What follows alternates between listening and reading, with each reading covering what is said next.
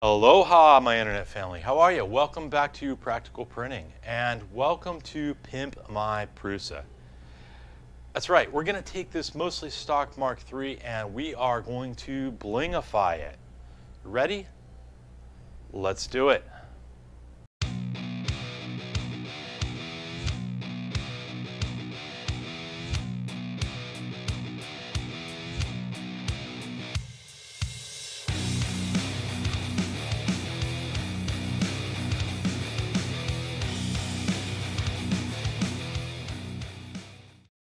Welcome back. Okay, so what the intention is we're going to take the stock Mark III and I reprinted parts like this in the Fillamentum CPE filament. This is their deep sea blue, and it's just a gorgeous color. So I've actually printed the entire box of all the parts. Now, I did this for two reasons.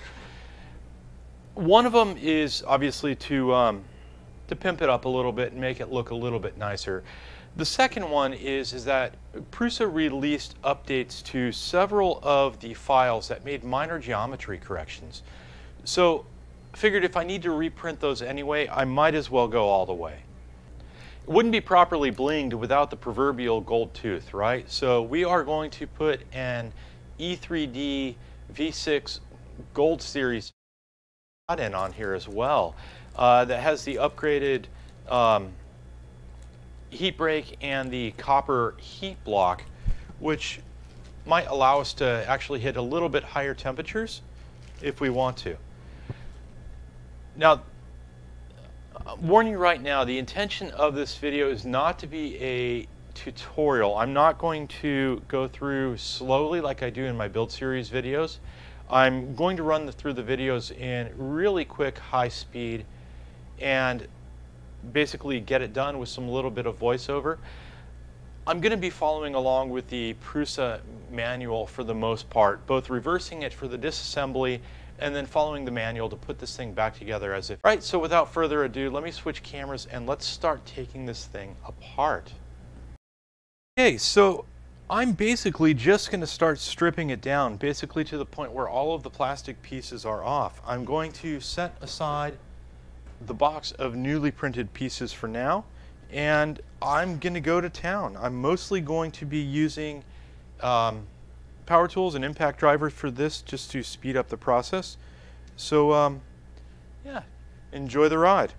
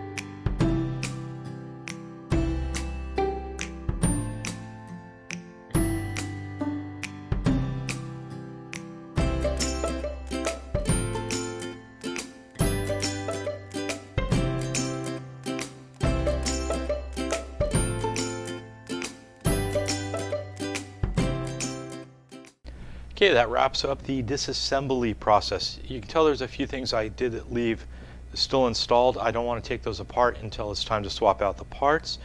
One of the things that I'm not sure if I'm going to be swapping out is the parts for the extruder, or all of them anyway. Parts of that need to be black because of the filament sensor, so I'm going to play with that and see which ones I can get away with swapping out, and depending on how it looks, I may keep it all black. The other part also is the power supply cover is going to stay black because I don't want to have to desolder the power panic board from the back of here. It's not worth it just for that. So from here we're going to kick over and start putting this thing back together. I'm going to more or less follow along with the manual, although I don't have everything separated out in bags like they did when you built it. If you notice, as I was taking it apart, I kept everything in paper cups or styrofoam cups for each area, so at least I know the general idea of where those parts go back into. Okay, so I have all of the original pieces laid out here, and I have all the new upgrade parts as well as the hardware laid out here, including the new E3D Gold hot end that's going on. Just a couple of things I want to point out before I start putting this thing back together in high speed. Let me switch cameras so I can give you a little bit closer view. There we go. Okay, the first one is this new type of flex material here. Looks something like that. It basically rolls up and wraps up. That will replace the spiral wrap. Now, I will provide a link down below. I bought 4 sizes because I wasn't sure exactly what I needed. I couldn't find a reference for the sizes online. But I'll provide links down below in the video description for anybody who would like to use that. The second thing I wanted to point out was that the case that I'm using here is an alternative design. I'll also provide a link down below. But this one allows for your INC to be mounted at the top with a little bit of cable management, as well as a full-size Raspberry Pi down below, rather than just the Pi Zero. Now, I opted to go for this case with the full-size Pi because I want to be able to use a USB webcam with this rather than just the Pi camera. And I also wanted the upgraded 802.11ac Wi-Fi that's now available on the latest version of the full-size Pi. I did also want to point out, if you'll probably notice it there, that all the parts that I've been printing have the beautiful factory texture on them. When we were at the Midwest RepRap Festival a while back, I had spoke with Mr. Prusa himself and explained that I wanted to do this video, and so I was lucky enough that he sent me home with one of the earlier prototype of the textured bed plates so I could replicate that factory texture. And let me say, it's beautiful. I love it. The other thing I wanted to point out is that when you go to grab the files from Prusa's GitHub, you'll notice that they all have a revision number on them. Let's see if that'll focus. That one says R2 right there. If we go back and we look at the original piece, which is here, this one has a factory number, which isn't quite the same. But you'll notice that there's, obviously, it's a different looking piece here. The belt trapping mechanism is totally different. If you're unsure of which parts that you need to update on your printer, because obviously we're not doing this just to bling it out, although that's, you know, we do want to make it look cool too, but the important part is to upgrade and get the latest parts with fixes and geometry changes and such. When you look on GitHub, if you look at the date timestamp on the files and look for files that have been updated since the time that you purchased your printer or went through this process, you should be able to fairly easily identify if pieces have been updated and changed. In this case, since the early release, there's been a lot of updates in both the X and the the Z-axis parts, as well as the connection points over here for the heat bed, which you probably can't see in that picture. All right, so let's start slamming this thing together in hyperdrive.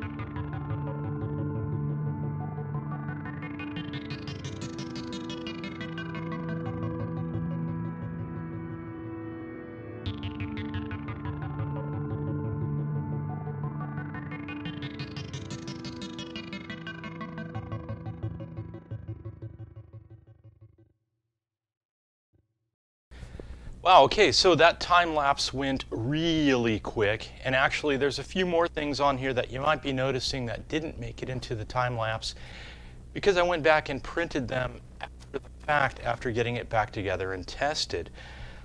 The first one was the LCD cover. Let's talk about that quick. Originally I had printed it beautifully and was planning on using a gel paint to try to paint in the letters, and realized my hands aren't as steady as they should be. So I went with plan B here, and I'll show you a close-up on this, but I basically did a single extruder print in place where I changed the filament every time it needed to be a different process to fill in the letters and to get it flush like that. It's actually smooth and flush across the front.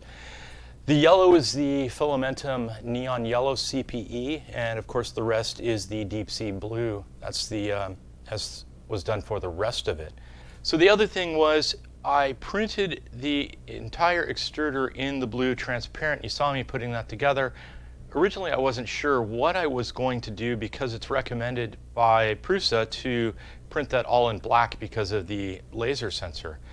Well, I came up with a alternative idea to keep the blue on the outside, and I basically used this black nail polish. I just painted inside of the compartment and the bottom of the lid here with black nail polish so that it blocks light from getting in. It still has the beautiful blue on the outside, but the filament sensor is has the light blocked, so it's safe. I did the underside of the lid, the inside of the compartment that it sits into, as well as the little trap door here for blowing it out and cleaning it. Did the back side of that as well. Okay, the other things that I ended up upgrading after the fact here that you didn't see in the time lapse was this wonderful fan shroud design by 3D Printtech that he did for me of the Practical Printing logo. And if you notice, the fan is at an angle. It's not your normal fan shroud. There's another fan on Thingiverse that I found that I thought I would give a try, and there's a link in the description down below. It basically creates a U-shaped channel. Instead of putting the blower in front, it creates a U-shaped channel around the back side of the hot end, opening this area up so that you can actually see your first layer going down, reach in with a set of tweezers if you need to grab a blob off the tip or whatever. Conceptually, I like that design a lot better. So we're going to give that a test and see if it works as well as the stock cooling fan. As long as there's no hindrance to cooling performance, there's no reason not to do it. Again, there's a link for that guide down below. So that about wraps it up. Again, I want to stress the biggest reason to do this, aside from cosmetics, if you're wanting to customize it and make it your own, the biggest reason to do this is if Prusa, or if you're doing another printer, if the manufacturer releases updated parts files with different geometries. If your printer is working fine and you're getting great prints out of it and it's accurate, leave it alone. Let well enough be. If you are going to tackle this, make sure that you check out the GitHub or wherever I've got a link down below to the Prusa GitHub so that you can look there for the updated files for his. And everything will show you how old the files are in the STLs, whether it's a week old or 2 weeks old or 2 months old or 2 years old. And you can kind of compare that to the last time that you did your update, or the last time, or when you purchased your printer, I should say, or the last time that you did an upgrade. And if the parts are newer and you're going to reprint them, you might as well update the geometry. Of course, the last thing to point out, just as a cover your butt, is, of course, since your printer's apart, it's always a good time to do your general maintenance. Make sure that you lubricate your rods as recommended in the Prusa manual, the handbook that comes with it, as well as any other maintenance that you need to do. Blow out your fans, that sort of thing. So that's it. I hope you liked the practical printing version of Pimp My Prusa. Keep your eye on Twitter. I know Filament Frenzy and 3D Maker Noob and several others. And of course, I think Joe Mike did the original Blusa. But there's several other people who have been pimping out their Prusas. So keep an eye out. It's always fun to mod these things. And we'll see you next time on Practical Printing. Aloha.